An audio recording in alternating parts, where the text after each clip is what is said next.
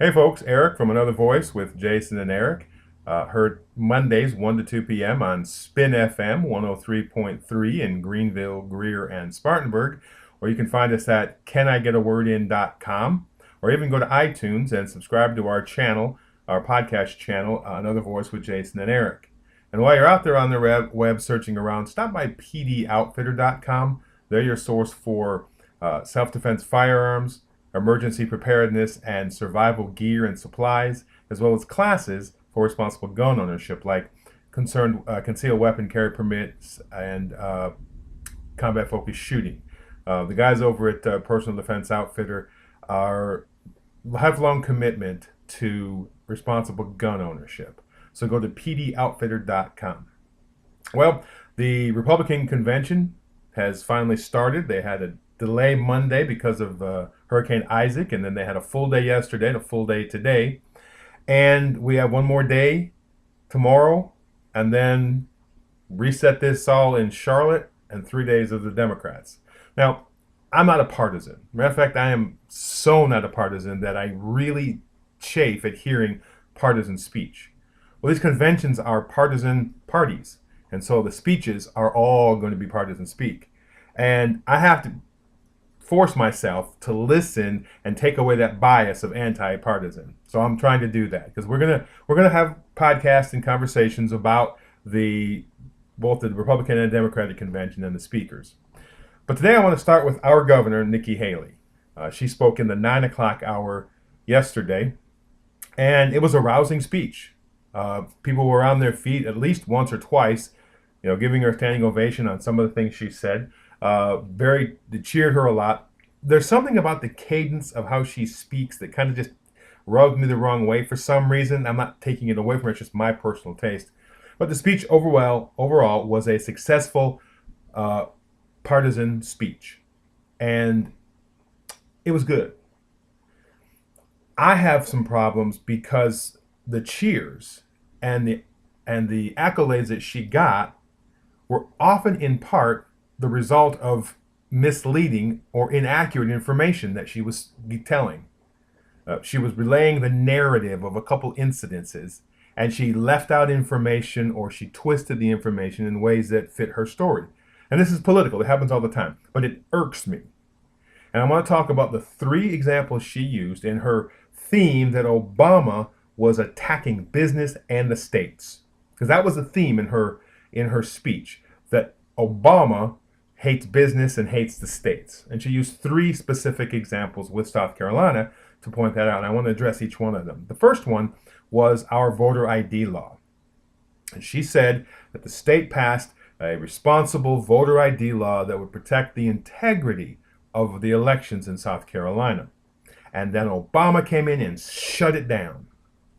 Now, I'm not going to get into the actual details of the voter ID law. We've talked about that on the show repeatedly. If you follow me on Facebook or even on our Facebook page, Another Voice with Jason and Eric, you'll find that I've explained hundreds of times the flaws I find with the voter ID law. But I want to get back to what she said about Obama attacking the state.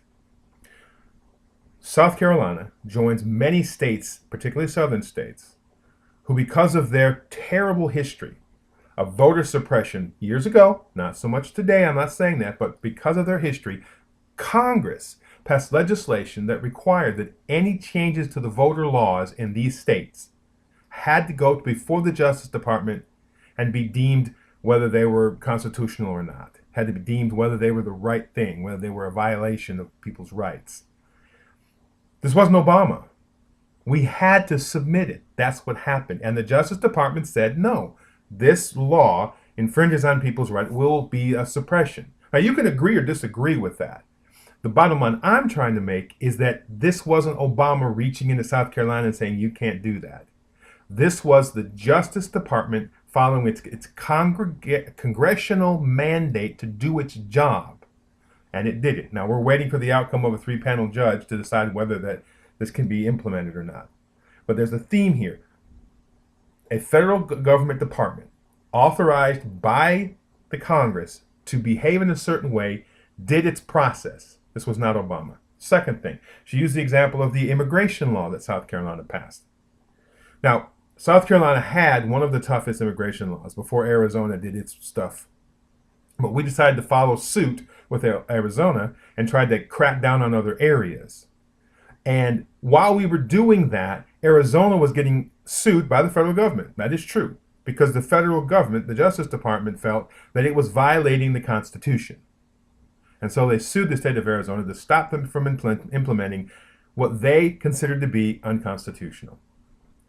And it was going before the Supreme Court. While we were making the law, we knew that they were going before the Supreme Court. We knew it was opposed by the federal government. When we passed it, we were sued. South Carolina was sued. And the federal judges ruled that we could implement good bits of the law, just these few issues, checking IDs when someone's suspected of being in the country illegal, making it illegal to be in the state as an illegal immigrant, some of the other ones, the ones that were currently before the Supreme Court. You can't implement those until that decision's made. Supreme Court ruled. It kept one part throughout the rest. The process, the rule of law was set in place. It wasn't Obama attacking the state of South Carolina. It was, again, constitutionally and congressionally ordered responsibilities followed. It's the federal government's responsibility to protect the people from unconstitutional actions by the states. That's their job. Now, you can disagree with whether it was unconstitutional or not. We got that from the Supreme Court. But again, it was the federal government doing its job. And the final, the biggest, was an example where she could tie Obama trying to attack business and Obama trying to attack states. Oh, before we go on, Obama had nothing to do with that decision about South Carolina immigration law, by the way. The Boeing National Labor Relations Board fight. She said Boeing decided to open the line down here. It was helping the people in Seattle. Everything's fine. And Obama comes in and says, you can't do that, because he was helping his cronies and the people supporting him and just crushing American business. That's a wonderful narrative, except it's factually wrong. A complaint was registered with the National Labor Relations Board by the union in Seattle. The job, congressionally mandated job of the National Labor Relations Board, is to investigate those complaints. They did. The general counsel, Mr. Solomon, believed that Boeing was wrong and said so. Now, Jason and I on the show many times have said we think that decision was wrong, that they came to the wrong conclusion. We don't think Boeing did anything wrong. But there was a process involved. And it included, after the general counsel made his decision, an appeals process and a working together with all the parties. And what happened? It was going to go before a federal judge to determine whether the council's decision was right or whether Boeing was right.